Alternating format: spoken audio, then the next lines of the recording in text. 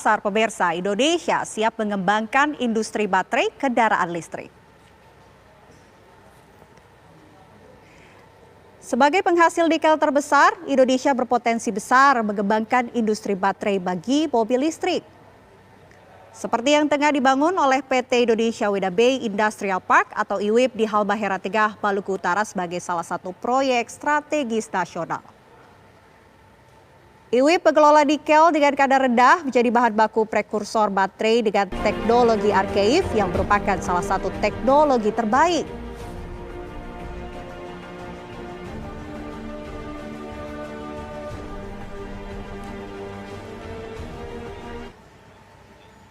Akan berkembang pesat dalam beberapa tahun mendatang. Salah satunya ini akan dikembangkan oleh salah satu perusahaan yaitu PT Indonesia Weda Bay Industrial Park atau PT IWIP. Nah, lalu kira-kira bagaimana prospeknya, lalu kira-kira bagaimana tantangan dan juga solusi-solusinya untuk mengembangkan industri ini? Kita akan berbincang bersama dengan Direktur External Relations PT IWIP, Bapak Scott Ye. Mr. Ye, thank you for joining with us today. It is a pleasure to see you today. Yeah, good afternoon. Yes. Yeah, Mr. Ye, as we mentioned earlier that we know electric cars, it have developed as promising prospect in the near future, in Indonesia especially. And maybe our country also becoming the largest nickel producer. And we are expected to enlarge the economic potential in battery manufacture up until now. My question is, do you see Indonesia's potentials in battery manufacturing industry or not? If so, how to attract new investment on the sector? Yes, I can see it's the good potential for Indonesia to become the electrical car battery manufacturer country. Mm-hmm. Indonesia already become the biggest the nickel producer in the world. Mm-hmm. The key element for the battery is the nickel. It means once you have the nickel, you will attract the more investor come here. So I think it's the biggest advantage for Indonesia. How big the contribution from the private sectors, from your company, for example, to support the government strategic projects for producing locally made Indonesia's electric car batteries? Yes, we already, for example, our company IWIP already set up the good facilities for the industrial park. Mm-hmm. We built the airport, we built the seaport, we have the accommodation, we have the good facilities for the industry like power plant. Okay. It means that we can attract the more investor come to our industrial park. Mm-hmm. So, for example, we already have the 24 lines of RKEF. Which produce the ferronickel already in operation. This means we have the capacity of the 240,000 tons of the nickel metal. The export value will become around the 4 billion, around 4 billion. We call it 4 billion USD per annum, annual basis. But if we talk about the direct impact for Indonesia's sector in manufacturing the batteries for electric vehicles, do you see that is going to happen in the near future? For instance, maybe in 5 years or maybe for the next 2 or 3 years?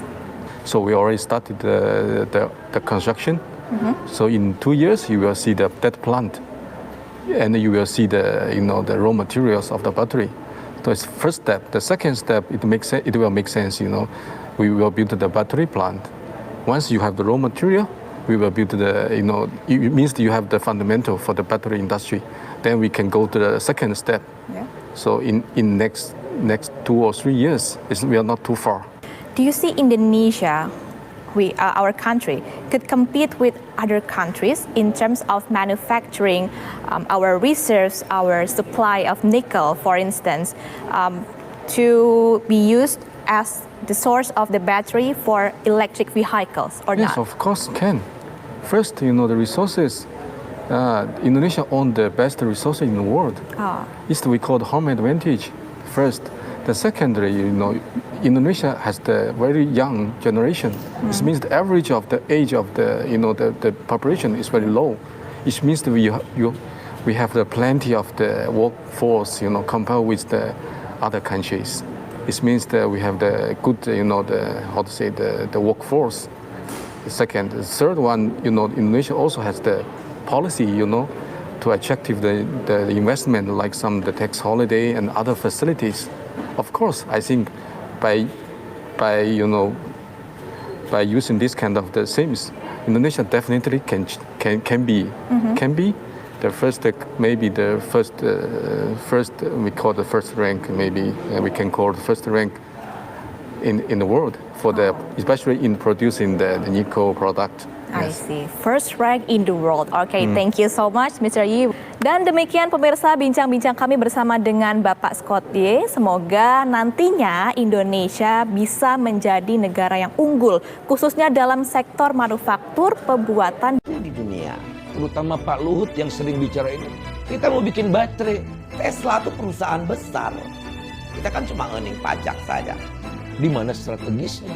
Di mana vitalnya? Eksploitasi boleh, tapi tidak boleh eksploitatif. Boleh jadi sekarang yang kita dapat minus. Itu adalah degradation yang very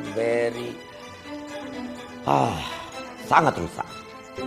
Nikel itu tak hanya akan menempel di baterai kendaraan listrik kalian, tapi juga bisa mengendap dalam tubuh dan otakmu. Ya, otakmu.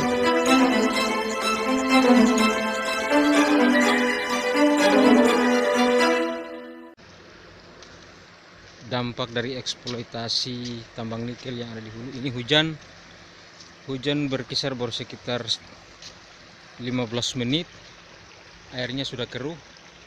Ini kelihatan sekali air di laut sudah keruh akibat yang diakibatkan oleh banjir. Padahal deras hujan baru sekitar 15 menit sudah merah seperti ini airnya. Ini bisa kelihatan dari jarak dekat, airnya merah banget, keruh, dan merah sudah kuning keruh karena tanah. Inilah. Jadi kekeruan air ini yang kemudian merusak baku mutu air laut. Kalau di setiap saat hujan keruh seperti ini, maka usaha petani agar-agar akan terancam. Bukan akan terancam, sudah terancam memang sejak 4 tahun belakangan ini. Ini diakibatkan dari eksploitasi tambang nikel milik Bupati Buton. Bisa dilihat jarak laut sudah pada keruh. Inilah letak laut Papontori, kelihatan. Itu disebabkan geografis Pulau Obi yang sangat strategis. Di sini merupakan jalur tangkap ikan tuna dan cakalang. Ikan yang tuna di California, di Antartik, di mana itu beberapa yellowfin itu breedingnya 68% di Laut Maluku, Banda. 68% yellowfin breed lahir itu di Laut Banda kita. Kalau Laut Banda kita hancur, 68% supply produksi tuna dunia terganggu.